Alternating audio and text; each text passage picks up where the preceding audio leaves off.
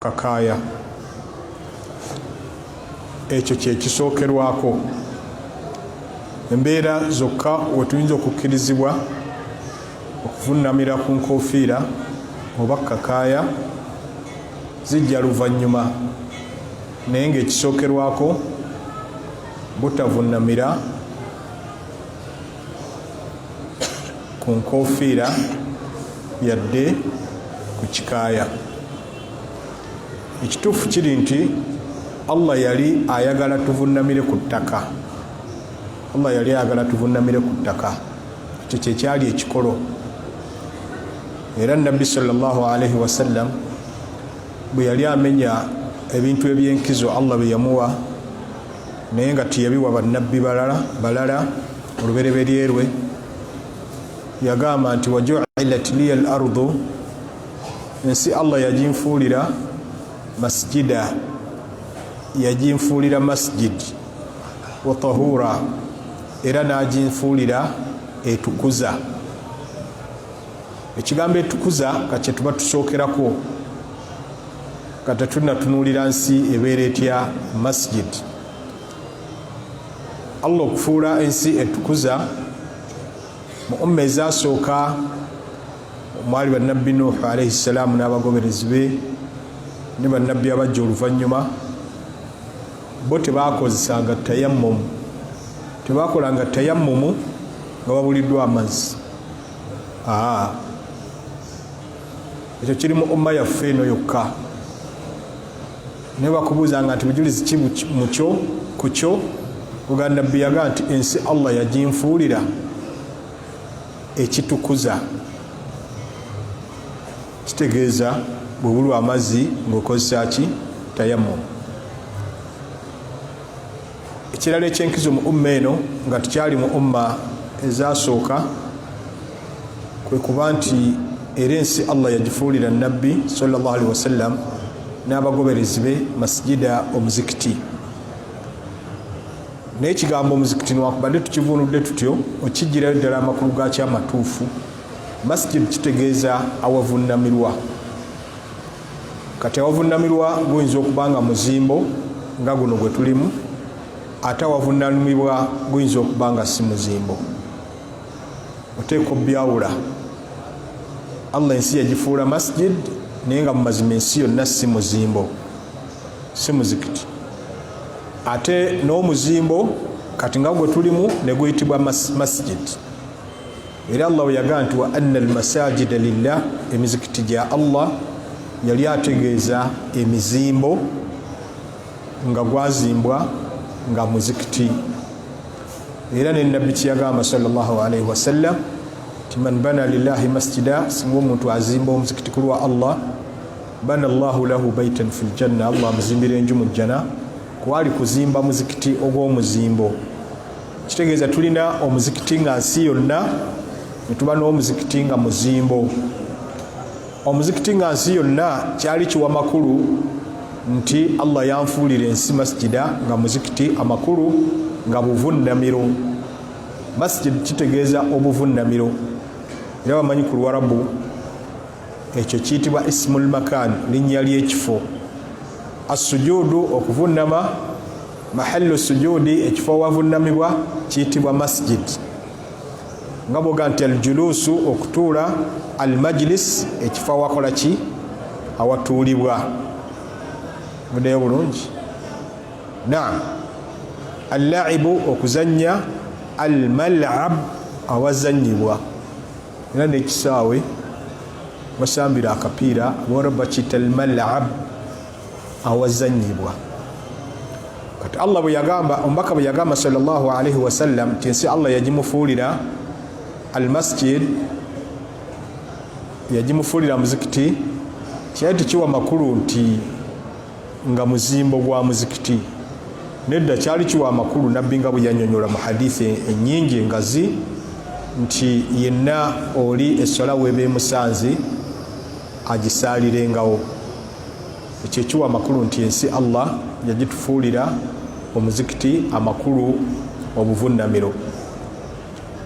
Newankubadde nga mu nsi waliwo ebifo mwe tutavunnamira, nga limbo nga mu toyireti n'ebifo Allah mwe yazikiririza aboononefu tetusaaliramu. Era nabbi lumu yali atambula sallallahu alaihi wasallam ne beebakamu n'alekawo basahaba bakuume obudde b'esswala nabo bambi tule nitubasinga amaanyi. Niyo badde engulu nga n'enjuba evuddeyo bagenda okusaala, nabbi n'abagaana okusaalirawo n'abalaga nti wano Allah ayina abantu be yazikiririzaawo. Kaakati ensi yonna eba muzikiti okuggyako ebifo ebiba birondobweddwamu, n'ekirala ebisibo by'eŋŋamiya tetusaaliramu. Tetusaalira mu limbo, tetusaalira mu binaabiro mu toyireti, tetusaalira mu bifo Allah mwe yazikiririza aboonoonyi, ate era tetusaalira na mu bifo oba bisibo bya ŋŋamiya. Nguddeyo bulungi. N'ebifo ebisigadde okuba nga si kwerabira byonna tukkirizibwa okusaaliramu. Era nabbi kyeyagamba sallallahu alaihi wasallam ti ommumwe bw'abanga yeebase n'atasaala ssala aw nasiyaha obanga agyerabidde bwerabizi falyusalliha agisaale anna dhakaraha wonna waaba agijjuukiridde. Wonna kyali kitegeeza ekifo kyonna, wonna kyali kitegeeza ekiseera kyonna. Naye olw'okuba waliwo ebifo omutasaalirwa, abamanyi baakomeka ekigambo kya nabbi nti wonna, ne bakivuunula nti wonna awaliko obujulizi ntusaalirawo, naye watali bujulizi tetukola ki? Tetusaalirawo nga mulimbo. Newankubadde yo mulimbo tusaalirayo ekika ky'esswala emu nga esswala ya jeneza tukkirizibwa gisaalirayo, naye lwakuba nti terimu kutama, terimu na kuvunnama, ensonga lwaki tugisaalirayo, era ne nabbi sallallahu alaihi wasallama yakikola.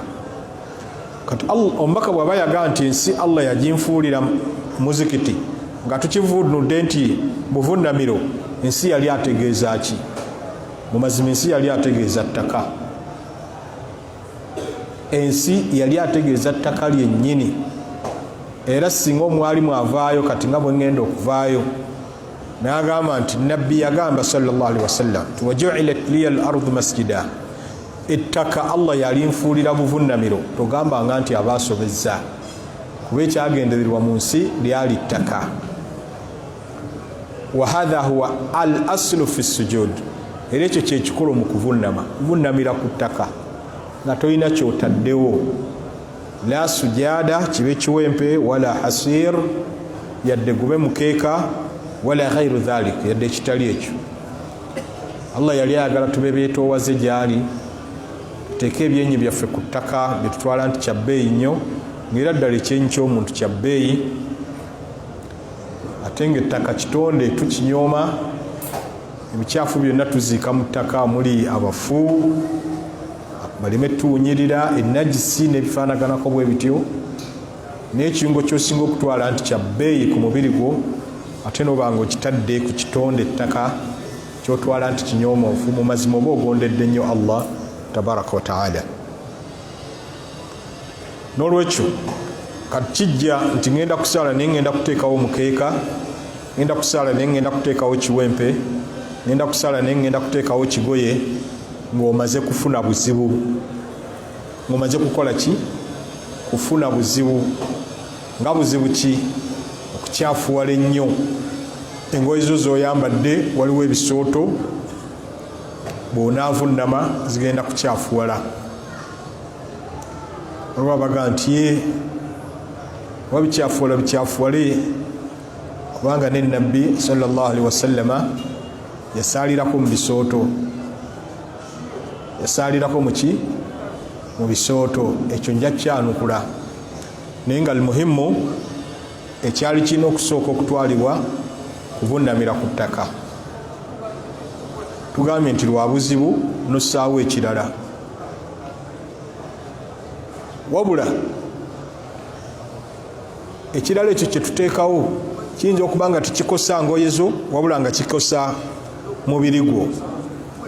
kiyinza okukosa amaviivi bw'ovunnamira, kiyinza okukosa ekyenyi kyo, oba kiyinza okukosa engalo zo ebibatu, oba kiyinza okukosa ebigere byo, n'olyoka oga nti kanteekewo kyentaddewo. Kumanya ddala bwe kityo bwe kiri. Sahaba ayitibwa Anas bin Malik yagamba nti kunna nusalli maa rasulillahi sallallahu alaihi wasallama fi dhahira, twalinga tusala n'ennabbi mu ttuntu. Ekigambo mu ttuntu kati tetuli mu ttuntu naye obudde bwa musana nedda, yali ategeeza nti mu ttuntu nga tewaliwo obunnyogovu wabula ng'obudde omusana pereketya.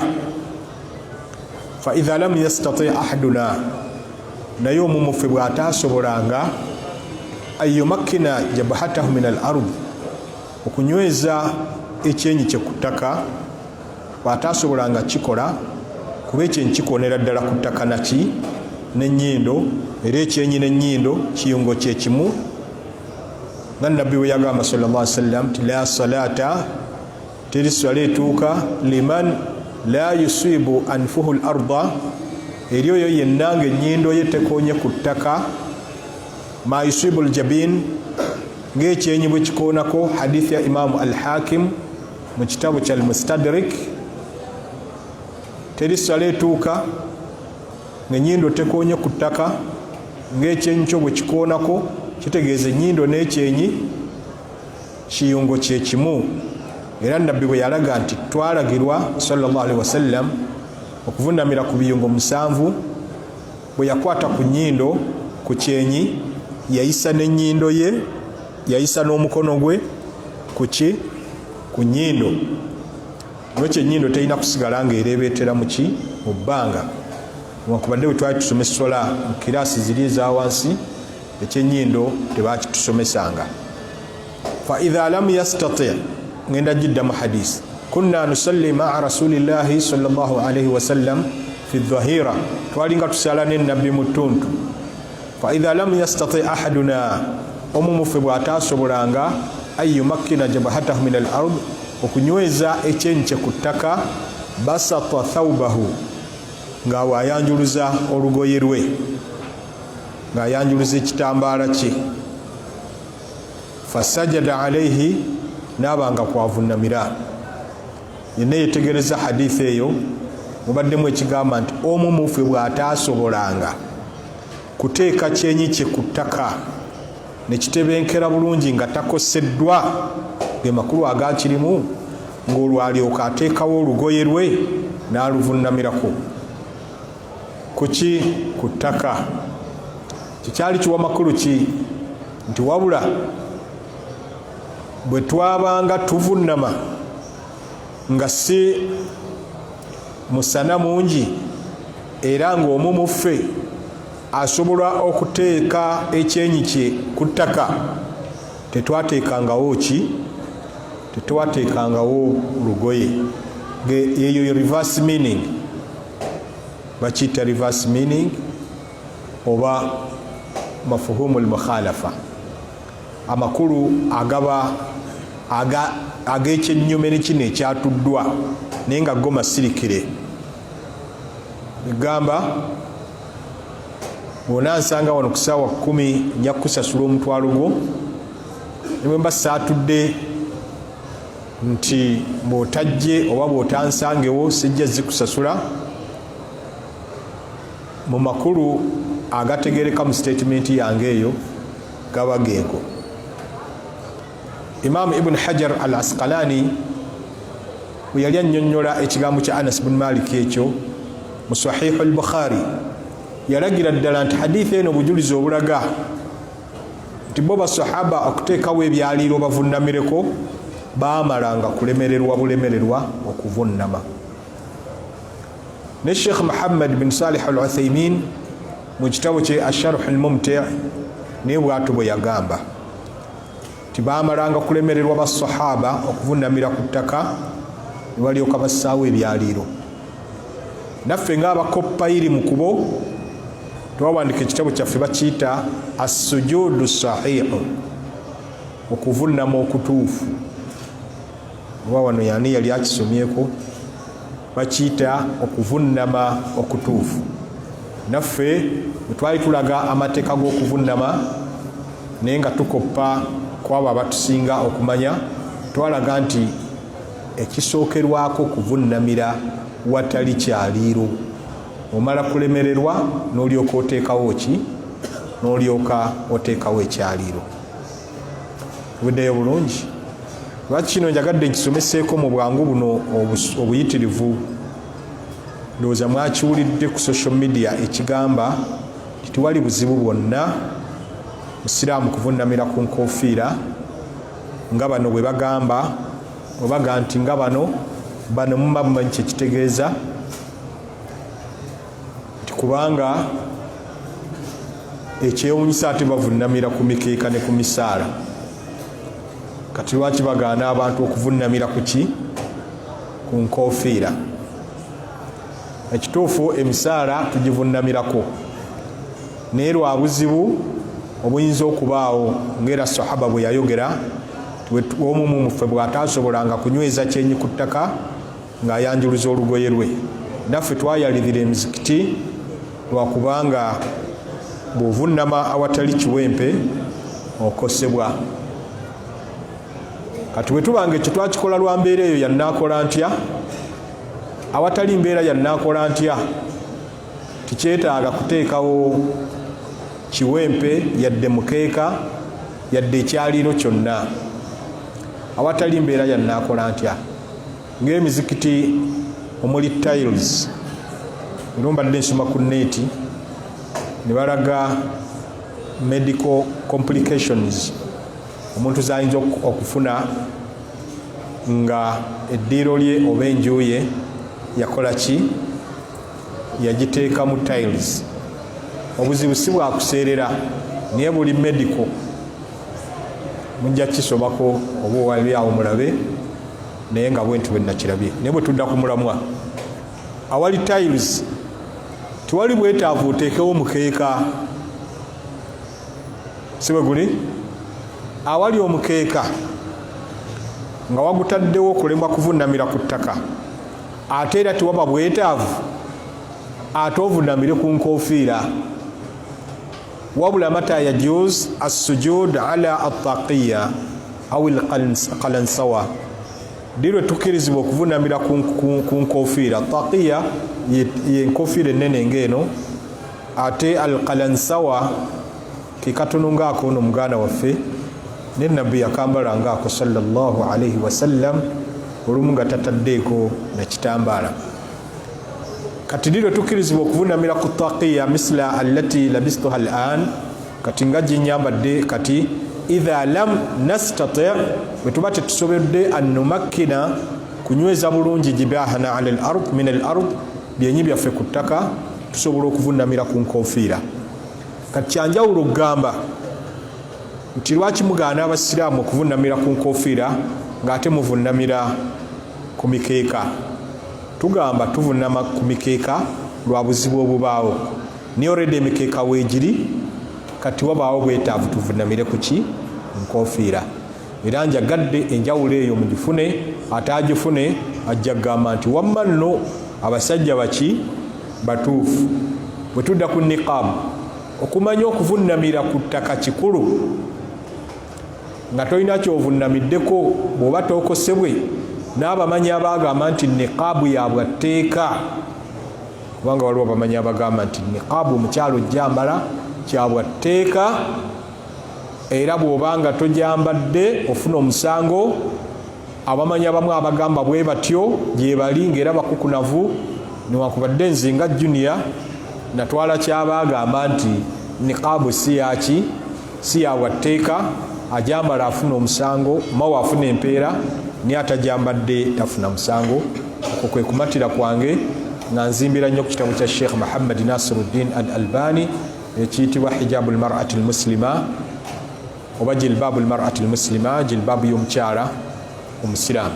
Badde ngamba tiyadde n'abo abamanyi abagamba nti niqaabu ya bwatteeka, bagamba nti ewamu n'ekyo olw'okuba okuvunnamira ku ttaka kikulu, omukyala bw'abanga agenda kuvunnama niqaabu agibikkulako. Baliira bagamba ya bwatteeka, naye basika ekigamba nti okubutavunnamira ku kintu kyonna kikulu nnyo. Kati omukyala awali omukeeka, awali ekiwempe, bw'aba agenda kuvunnama niqaabu agiwunjula nedda emabega oba wonna weebezze, n'ateeka ekyenyi kye ku kiwempe oba ku ttaka. Baayawulamu mbeera emu yokka nti wakkirizibwa okuvunnamira ku niqaabu ng'ate wabaddewo omukeeka oba ekiwempe oba ekyaliiro, singa wabaddewo abasajja abatazira kumuwasa, makulu nga bakkirizibwa omuwasa. Awo tugamba nti newakubadde ekiwempe weekiri ng'era teyalisaanya ate ng'ekiwempe weekiri ate avunnamire ku niqaabu, naye olw'okubeerawo kwa al ajanib non-relatives batalinaako Luganda, awo abakkirizibwa okubanga avunnamira ku niqaabu. Wa barakallahu fikum.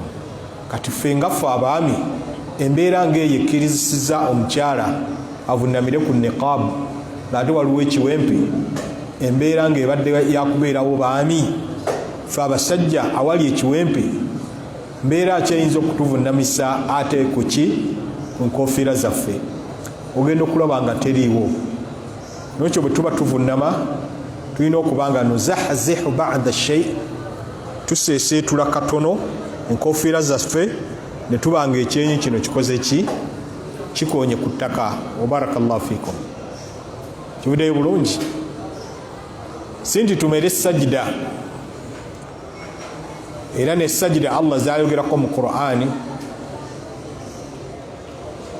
si ke kano akaddugala kano akali mu kyenyi, nedda kali kabonero kaliba katangalijja ku qiyama, naye nga si keeko.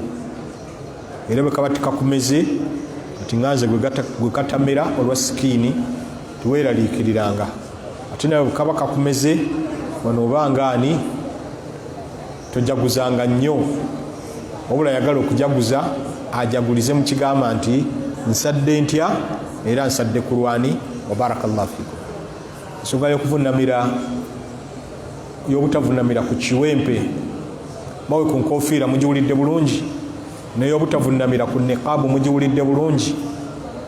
Shubha ebadde zze egamba abo abagaana abasiraamu okuvunnamira ku nkofiira bavunnamira ku biwempe.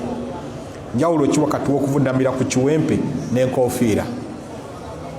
Tubakubidde akakoloboze ne tubaawulira wakati wa byombi nga tugamba ng'era kyensembyayo nti tuvunnamira ku biwempe olukaluubirirwa okuvunnamira ku fulo oba ku ttaka kwennyini, naye ekyenkofiira nga waliwo ekiwempe embeera eyo tebaawo. Nokifa futaraka ne biba ngaawo webikoledde enjawulo. Subhanaka Allahumma bihamdik ashhadu an la ilaha illa anta astaghfiruka wa atubu ilaik. Assalamu alaikum wa rahmatullahi wa barakatuh.